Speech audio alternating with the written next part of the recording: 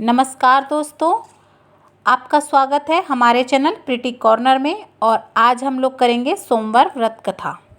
अगर आपको चैनल अच्छा लगे तो प्लीज़ लाइक कर दीजिएगा, सब्सक्राइब करना बिल्कुल भी ना भूलें और ज़्यादा से ज़्यादा शेयर करें। एक नगर में एक धनी व्यापारी रहता था। दूर दूर तक उसका व्यापार फैला हुआ था। नगर में उस व्यापारी का सभी लोग मान सम्मान करते थे। इतना सब कुछ होने पर भी वह व्यापारी अंतर्मन से बहुत दुखी था, क्योंकि उस व्यापारी का कोई पुत्र नहीं था। दिन रात उसे एक ही चिंता सताती रहती थी। उसकी मृत्यु के बाद उसके इतने बड़े व्यापार और धन संपत्ति को कौन संभालेगा।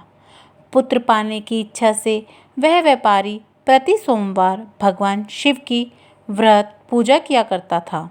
सायंकाल को व्यापारी शिव मंदिर में जाकर भगवान शिव के सामने घी का दीपक जलाया करता था। उस व्यापारी की भक्ति देखकर एक दिन पार्वती ने भगवान शिव से कहा, हे प्राणनाथ, यह व्यापारी आपका सच्चा भक्त है। कितने दिनों से यह सोमवार का व्रत और पूजा नियम से कर रहा है। भगवान, आप इस व्यापारी की मनोकामना अवश्य पूर्ण करें। भगवान शिव ने मुस्कुराते हुए कहा, हे देवी, इस संसार में सबको आपके कर्म के अनुसार फल की प्राप्ति होती है। प्राणी जैसा कर्म करते हैं उन्हें वैसा ही फल प्राप्त होता है। इसके बावजूद भी पार्वती जी नहीं मानी। उन्होंने आग्रह करते हुए कहा, नहीं प्राणनाथ, आपको इस व्यापारी की इच्छा पूरी ही करनी होगी। यह आपका अनन्य भक्त है, प्रति सोमवार आपका विधिवत व्रत करता है और पूजा अर्चना के बाद आपको भोग लगाकर एक समय भोजन ग्रहण करता है। आपको इसे पुत्र प्राप्ति का वरदान देना ही होगा। पार्वती जी का इतना आग्रह देखकर भगवान शिव ने कहा, तुम्हारे आग्रह पर मैं इस व्यापारी को पुत्र प्राप्ति का वरदान देता हूँ, लेकिन इसका पुत्र 16 वर्ष से अधिक जीवित नहीं रहेगा। उसी दिन भगवान शिव ने स्वप्न में उस व्यापारी को दर्शन देकर उसे पुत्र प्राप्ति का वरदान दिया और उसके पुत्र के 16 वर्ष तक जीवित रहने की बात भी बताई। भगवान के वरदान से व्यापारी को खुशी तो हुई, लेकिन पुत्र की अल्पायु की चिंता ने उस खुशी को नष्ट कर दिया। व्यापारी पहले की ही तरह सोमवार का विधिवत व्रत करता रहा। कुछ महीने पश्चात उसके घर अति सुंदर पुत्र उत्पन्न हुआ। पुत्र जन्म से व्यापारी के घर में खुशियां भर गई। बहुत धूमधाम से पुत्र जन्म का समारोह मनाया गया। व्यापारी को पुत्र जन्म की अधिक खुशी नहीं हुई, क्योंकि उसे पुत्र की अल्पायु के रहस्य का पता था। यह रहस्य घर में किसी को भी नहीं मालूम था। विद्वान ब्राह्मणों ने उस पुत्र का नाम अमर रखा। जब अमर 12 वर्ष का हुआ तो शिक्षा के लिए उसे वाराणसी भेजने का निश्चय हुआ। व्यापारी ने अमर के मामा दीपचंद को बुलाया और कहा कि अमर को शिक्षा प्राप्त कराने के लिए वाराणसी छोड़ाओ। अमर अपने मामा के साथ शिक्षा प्राप्ति के लिए चल दिया।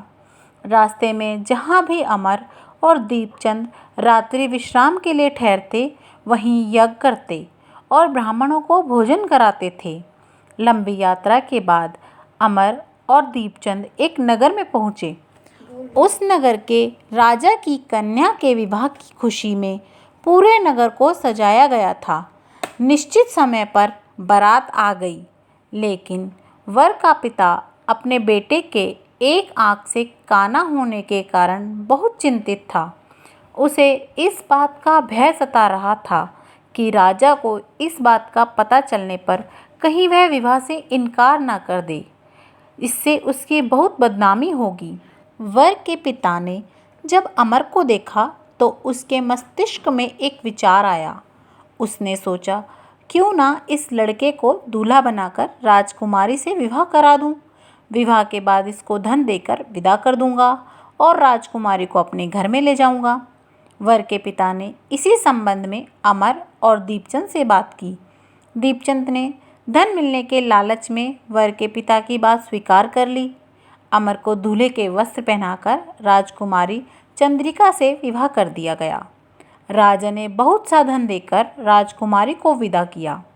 अमर जब लौट रहा था तो सच नहीं छिपा सका और उसने राजकुमारी की ओढ़नी पर लिख दिया, राजकुमारी चंद्रिका, तुम्हारा विवाह तो मेरे साथ हुआ था। मैं तो वाराणसी में शिक्षा प्राप्त करने जा रहा हूँ।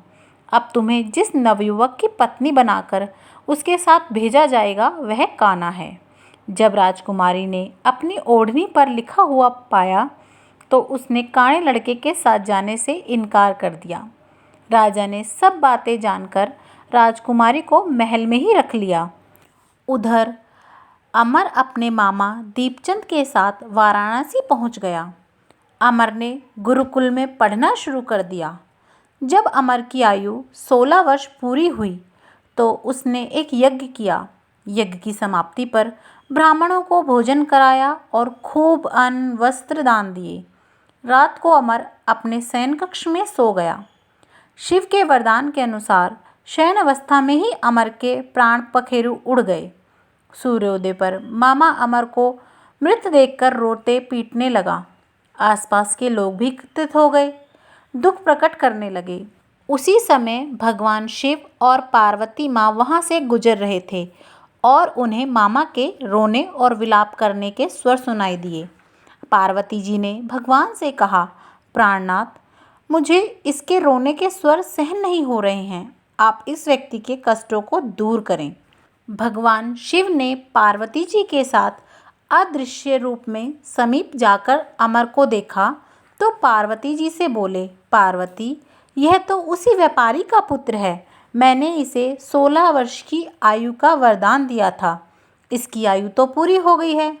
पार्वती जी ने फिर भगवान शिव से निवेदन किया कि हे प्राणनाथ, आप इस लड़के को जीवित करें, नहीं तो इसके माता पिता पुत्र की मृत्यु के कारण रो रो कर अपने प्राणों को त्याग देंगे। इस लड़के का पिता तो आपका परम भक्त है, वर्षों से सोमवार का व्रत करते हुए आपको भोग लगा रहा है। पार्वती के आग्रह करने पर भगवान शिव ने उस लड़के को जीवित होने का वरदान दिया और कुछ ही पल में वह जीवित होकर उठ बैठा। शिक्षा समाप्त करके अमर मामा के साथ अपने नगर की ओर चल दिया। दोनों चलते हुए उसी नगर में पहुँचे जहाँ अमर का विवाह हुआ था। उस नगर में भी अमर ने यज्ञ का आयोजन किया। समीप से गुजरते हुए नगर के राजा ने यज्ञ का आयोजन देखा। राजा ने अमर को तुरंत पहचान लिया। यज्ञ समाप्त होने पर राजा अमर और उसके मामा को महल में ले गया और कुछ दिन उन्हें महल में रखकर बहुत सा धन वस्त्र देकर राजकुमारी के साथ विदा किया। रास्ते में सुरक्षा के लिए राजा ने बहुत से सैनिकों को भी भेज दिया। दीपचंद ने नगर में पहुंचते ही एक दूत को घर भेजकर अपने आगमन की सूचना भेजी। अपने बेटे अमर के जीवित वापस लौटने की सूचना से व्यापारी बहुत प्रसन्न हुआ। व्यापारी ने अपनी पत्नी के साथ स्वयं को एक कमरे में बंद कर रखा था। भूखे प्यासे रहकर व्यापारी और उसकी पत्नी बेटे की प्रतीक्षा कर रहे थे। उन्होंने प्रतिज्ञा कर रखी थी कि यदि उन्हें अपने बेटे की मृत्यु का समाचार मिला तो दोनों अपने प्राण त्याग देंगे। व्यापारी अपनी पत्नी और मित्रों के साथ नगर के द्वार पर पहुंचा। अपने बेटे के विवाह का समाचार सुनकर पुत्रवधू राजकुमारी चंद्रिका को देखकर उनकी खुशी का ठिकाना ही न रहा। उसी रात भगवान शिव ने व्यापारी के स्वप्न में आकर कहा, हे श्रेष्ठी, मैंने तेरे सोमवार के व्रत करने और व्रत कथा सुनने से प्रसन्न होकर तेरे पुत्र को लंबी आयु का वरदान दिया है। व्यापारी बहुत प्रसन्न हुआ। सोमवार का व्रत करने से व्यापारी के घर में खुशियां लौट आई। शास्त्रों में लिखा है कि जो स्त्री पुरुष सोमवार का विधिवत व्रत करते हैं और कथा सुनते हैं उनकी सभी इच्छाएं पूर्ण होती हैं। तो इसी प्रकार से हमारी सोमवार की शिव भगवान की कथा संपूर्ण होती है।